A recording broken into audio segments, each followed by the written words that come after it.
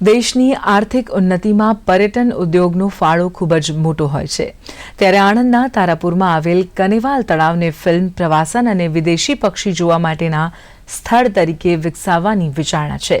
મધ્ય ગુજરાતમાં આવેલું આ સૌથી મોટું તળાવ આણંદ, અમદાવાદ અને સુરેન્દ્રનગરની મધ્યમાં આવેલું છે. નોંધનીય છે કે કનેવાલ તળાવમાં કમળનો ઉદ્યોગ મોટા પાયે ચાલી રહ્યો છે અને 200થી વધારે પરિવારો આ કામ સાથે સંકળાયેલા છે.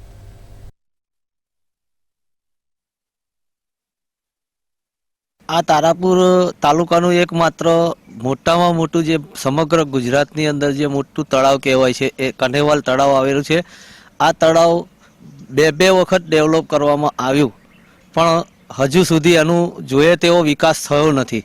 અને હવે જો આ તળાવમાં ઘણા બધા શિયાળાની સિઝનમાં પક્ષીઓ આવતા હોય છે કે દેશ વિદેશના તમામ પક્ષીઓ મોટાભાગના આ તળાવમાં આવતા હોય છે અને વહેલી સવારે આનો નજારો કંઈક અલગ જ હોય છે. કનેવાલ તળાવની જો વાત કરવામાં આવે તો લગભગ 22 કિલોમીટરના ઘેરાવાળું આ તળાવ છે. મધ્ય ગુજરાતનું સૌથી મોટું તળાવ ગણવામાં આવે છે.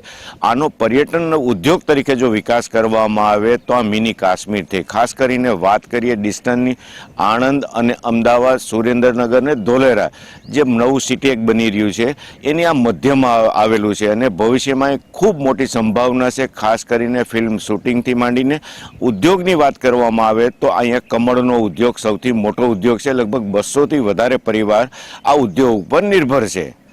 લાલજી પાનસુરિયા, દૂરદર્શન, આણંદ.